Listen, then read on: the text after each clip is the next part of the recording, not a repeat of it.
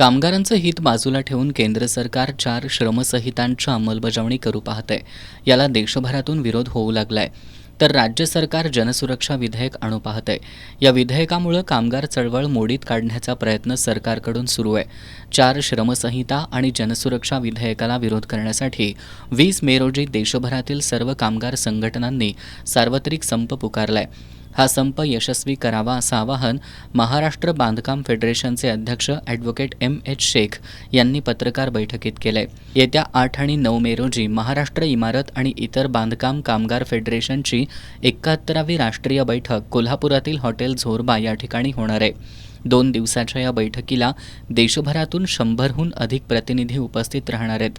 8 मे रोजी सकाळी 8 ते 10 या वेळेत बैठक होणार असून दुपारी आयर्विन ख्रिश्चन हायस्कूल मैदानीतून कामगार आयुक्त कार्यालयावर मोर्चा काढण्यात येणार आहे.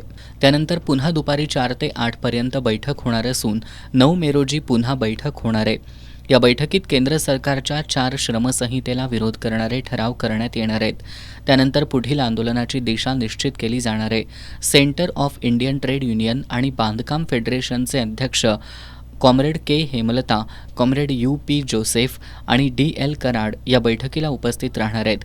केंद्र सरकारनं संख्याबळाच्या जोरावर श्रमसंहिता विधेयक रेटण्याचा प्रयत्न केला तर रस्त्यावरची लढाई लढू असा इशारा यावेळी देण्यात आला. मध्ये ते कधीही अंमलात आणण्याचा प्रयत्न करतील, ते करू नये म्हणून आम्ही 20 मेला देशव्यापी सार्वत्रिक संपाची हाक दिलेली आहे आणि याच्यामध्ये देशभरामध्ये किमान 40 कोटी लोक हे या संपामध्ये उतरतील अशी आमची अपेक्षा आहे. त्याच्यामध्ये शासकीय, निमशासकीय, असंघटित, संघटित क्षेत्रातील कामगार हे पूर्णपणे उतरणार आहेत. हे करत असताना जो पैसा ज्या कारणासाठी जमा झालेला आहे त्या कारणासाठी जर खर्च होत नसेल तर प्रभावी आंदोलन आम्ही करणार आहोत आणि श्रमसंहितांची जर अंमलबजावणी झाली तर त्याच्या विरोधामध्ये आमचं एक पाऊल पुढे जाऊन आक्रमक रस्त्यावरचं.